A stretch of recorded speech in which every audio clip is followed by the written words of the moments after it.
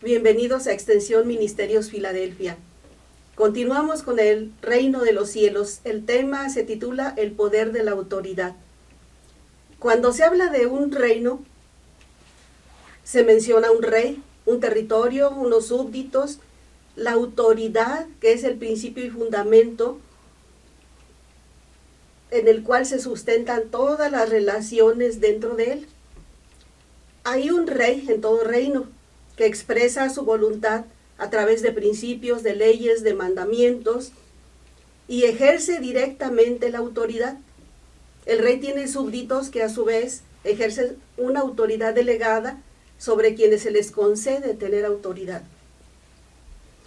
Es importante que apuntalemos en nuestra mente estos principios. Marcos 1 del 16 al 20 narra cuando Jesús llama a sus primeros discípulos. Nos dice que él andando junto al mar de Galilea, aquí vemos parte del mar de Galilea, vio a dos hermanos, Simón y Andrés, y les dijo: venid en pos de mí. Después a Jacobo y a Juan, también con la promesa de hacerlos pescadores de hombres. Ellos le siguieron al instante, nos dice en el 21 y 22. Entrando en Capernaum, en los días de reposo, el Señor Jesús enseñaba en las sinagogas y se admiraban de su doctrina porque hablaba como quien tiene autoridad. Y es que más adelante vemos que aún los espíritus inmundos, al verle, se postraban delante de él y daban voces diciendo: tú eres el Hijo de Dios.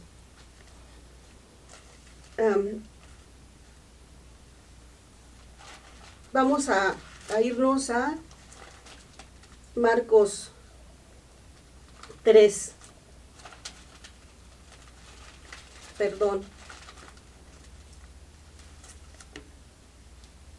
Marcos 1, 13 al 15. Dice: después subió al monte y llamó así a los que él quiso, y vinieron a él, y estableció a 12 para que estuviesen con él y para enviarlos a predicar, y que tuvieran autoridad para sanar enfermedades y para echar fuera demonios. Bueno, aquí nos dice que subió al monte frente al mar y que llamó a los que él quiso. Pero Lucas 6:12 menciona que el Señor Jesús había pasado la noche en oración. Aquí atrás se encuentra una pequeña cueva.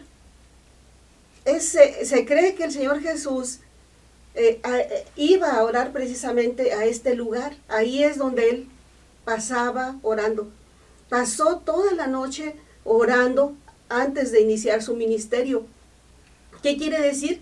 Que él buscó la dirección de su Padre Celestial antes de llevar a cabo la selección de los discípulos que él iba a enseñar. ¿Qué aprendemos de esto? Aprendemos la importancia de la oración. Más adelante vamos a mencionar algo de esto, pero no cabe duda que escogió a los que él consideró idóneos o a quienes el Espíritu Santo le señaló para la tarea que tenían que llevar a cabo. Dice que estableció a 12 para que estuviesen con él, para enviarlos a predicar, para que tuviesen autoridad para sanar enfermedades y para echar fuera demonios. Son 4 cosas. Después nos menciona los nombres de los 12 apóstoles. Escogió a 12. Los números en hebreo tienen un significado. El número 12 representa la organización, la estructura. El pueblo judío, por ejemplo, se componía de 12 tribus. La Biblia menciona que Josué mandó tomar 12 piedras para pasar el Jordán. Con 12 piedras también Elías edificó el altar cuando se enfrentó a los profetas de Baal. Al mencionar la Nueva Jerusalén en Apocalipsis, se dice que el muro de la ciudad tenía 12 cimientos y sobre ellos los 12 nombres de los 12 apóstoles del Cordero. Se mencionan entonces los propósitos para estos 12. Uno, ya lo mencionamos, los llamó para que lo acompañasen, para que lo acompañaran. El Señor los integró a su vida. La escuela de Jesús no solamente es instructiva, también es formativa. Ellos aprenderían, en primer lugar, a tener relación con el Padre Celestial, así como el Señor Jesús la tenía. Conocerían no solamente a Dios como el Rey Todopoderoso, que gobierna el universo, también como el Padre, que es bueno y misericordioso, que se relaciona con sus hijos, así como Él se relacionaba con su Padre. Y también para que comprendieran los misterios del reino aquí en la tierra, ya que a su vez ellos tendrían que darlo a conocer a otros. El Señor Jesús dijo: a vosotros os es dado saber el misterio del reino de Dios, mas a los que están fuera, por parábolas todas las cosas, para que viendo no vean y no perciban, y oyendo no oigan y no entiendan, para que no se conviertan y les sean perdonados los pecados. Qué raro, ¿no?, escuchar estas palabras, pero bueno, ¿de qué sirve que algunas personas se arrepientan y se les perdonen los pecados, pero que sigan cometiéndolos, si al final no van a poder entrar al reino de Dios? Dice la palabra del Señor que los envió a predicar con autoridad. Dios es el que les daba la autoridad a través del Espíritu Santo. Cuando Dios te envía, Él te da credenciales. No es lo mismo que a ti se te ocurre ir o hacer algo si Dios no te ha llamado, si Dios no te ha dado esa autoridad. Mi esposo y yo estuvimos en un seminario, en 2 seminarios, y cuando él inició su pastorado, yo fui siempre su ayuda idónea. Pasaron como 30 años. Después, o sea, hace como 7 años, él me dio el nombramiento de pastora y me mandó a estudiar la palabra de Dios sobre unos temas para que después los pudiera compartir. No es lo mismo cuando te mandan, cuando te envían, a cuando tú tomas iniciativa por tu cuenta. Cuando Dios te envía, entonces dijimos, te da credenciales, porque Dios es muy preciso. Lo que Él manda, eso quiere que se haga y se cumpla todo al pie de la letra. Urge la reproducción de discípulos. Aún hay lugar para los que quieren predicar este evangelio del reino. En estos tiempos donde las tinieblas son percibidas como luz y la luz es rechazada como si fueran tinieblas. Para quien anhele ser un discípulo, yo considero que la enseñanza crucial de los apóstoles fue aprender a buscar primero la comunión con el Padre y hacer su voluntad. ¿Se acuerdan de cuando el Señor les enseñó la oración modelo a sus discípulos? Bueno, este tema de la oración es muy amplio y vale la pena estudiarlo, pero yo solamente voy a mencionar lo que tiene que ver con el reino y sus beneficios. Jesús dijo: vosotros pues oraréis así: Padre nuestro que estás en los cielos, santificado sea tu nombre. Venga tu reino. Venga tu reino es un clamor, es la llamada de auxilio, es un SOS de quien anhela ser librado de un mundo en tinieblas. Es el anhelo de estar bajo un reino santo y justo, y es el deseo de hacer su voluntad en nuestra vida. Hágase tu voluntad en la tierra como en el cielo. Decir esto es reconocer que hay varias voluntades opuestas y que la nuestra está influida por nuestros sentidos y por las exigencias del mundo. Dios conoce los corazones, sabe lo que nos aparta de su reino, sabe cuando tú quieres acatar su voluntad. No nos metas en tentación, es la otra petición. No nos metas en tentación. Es un ruego Como cuando los estudiantes le dicen al maestro, profe, no nos ponga otro examen, ¿verdad? Es Dios quien nos prueba y también es Dios quien permita que seamos probados por el diablo o el adversario. A propósito, líbranos del mal. Es la siguiente petición o es una confesión también de quien sabe en quién confía, que sabe que la máxima autoridad está allá en el cielo. Y saben que aquí viene el punto mayor de intensidad de esta oración, o lo que podríamos llamar el clímax. Dice, porque tuyo es el reino, el poder y la gloria, por los siglos de los siglos. Amén.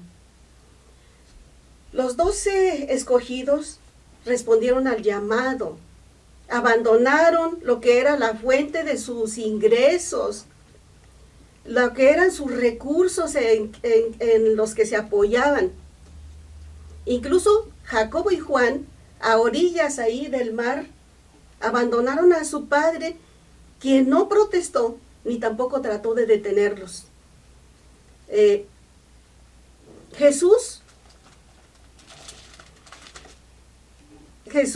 ejercía su autoridad. Cuando él fue bautizado, dice la palabra del Señor, que los cielos se abrieron y descendió el Espíritu Santo en forma corporal como una paloma. Y vino una voz del cielo que decía, tú eres mi Hijo amado, en ti tengo complacencia. Aquí manifestó Dios o confirmó su identidad de hijo. Y desde ese momento vemos que todo lo que el Padre mandaba, el Hijo lo obedecía.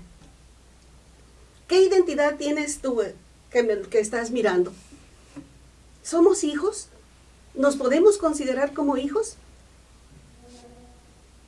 Porque miren, el Padre siempre ha ordenado desde el cielo. Y el Señor Jesús nos lo muestra para que lo entendamos.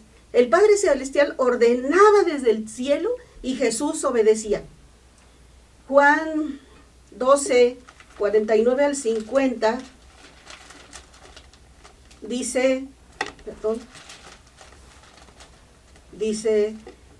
el Señor Jesús, dice, yo no he hablado por mi cuenta. El Padre que me envió, Él me dio un mandamiento de lo que he de decir y de lo que he de hablar. Y sé que su mandamiento es vida eterna. Su mandamiento es vida eterna. Así pues, lo que yo hablo, lo hablo como el Padre me lo ha dicho. Después, en Juan 14, 31 dice otra cosa. El Padre decía hasta aquí y el Señor Jesús decía hasta aquí. Dice, mas para que el mundo conozca que amo al Padre, y estando en la condición, mas para que el mundo conozca que amo al Padre, y como el Padre me mandó, así hago. Levantaos, vamos de aquí, vamos de aquí. La palabra del Señor también nos dice que estando en la condición de hombre, se humilló a sí mismo, haciéndose obediente hasta la muerte y muerte de cruz. Entonces, aquí vemos la obediencia de nuestro Señor Jesucristo. En Él nunca se manifestó rebelión, indiferencia o desobediencia. Hay 3 ministerios del Señor Jesús que cada padre debe ejercer en el hogar. Estos son sacerdote, profeta y rey.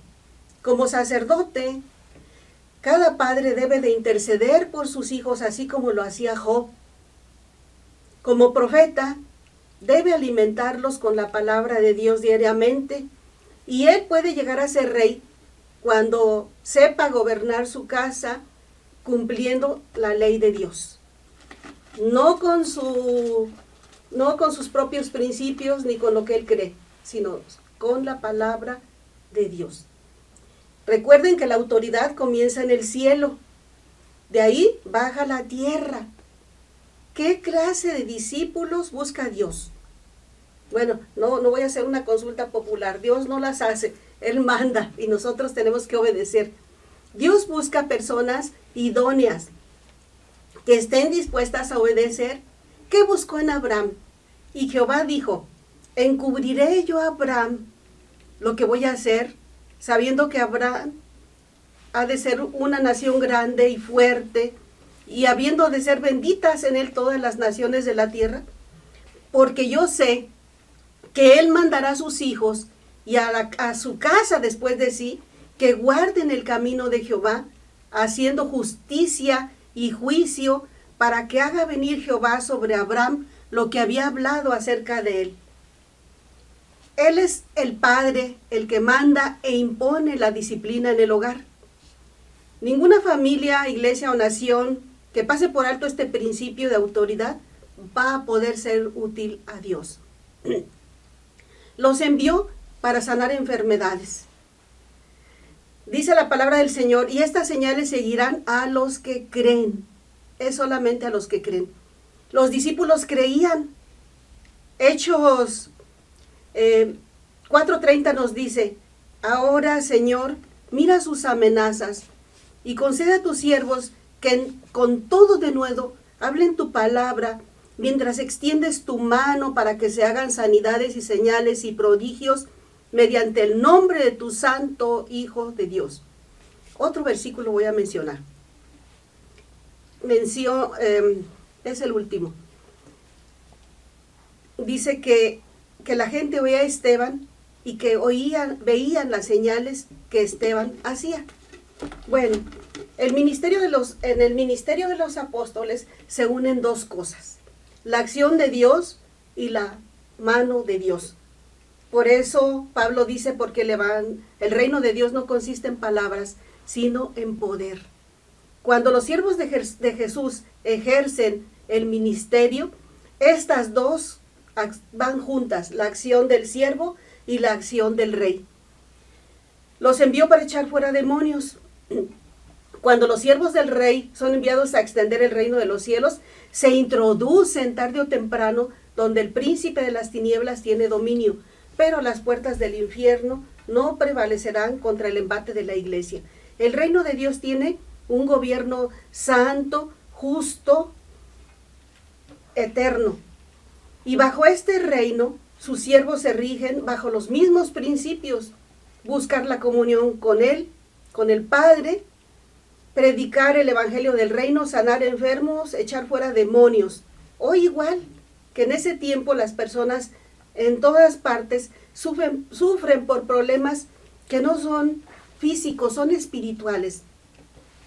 Aún en la iglesia hay personas que son ingobernables. Resumiendo, el Señor nos envió a predicar y esa es nuestra tarea: a dar a conocer su reino, su señorío, su autoridad. Pero en primer lugar, nos llamó a conocerlo, a saber escucharlo, a obedecerlo, a sujetarnos. Sanad enfermos, dijo el Señor a sus discípulos. No es obra humana la de sanar enfermos, es obra del Espíritu Santo. Esperemos sanidades si predicamos este evangelio del reino. Y no tengamos temor, porque las obras de las tinieblas no van a prevalecer donde sea predicado el evangelio del reino. Esa es nuestra tarea. Dios les bendiga.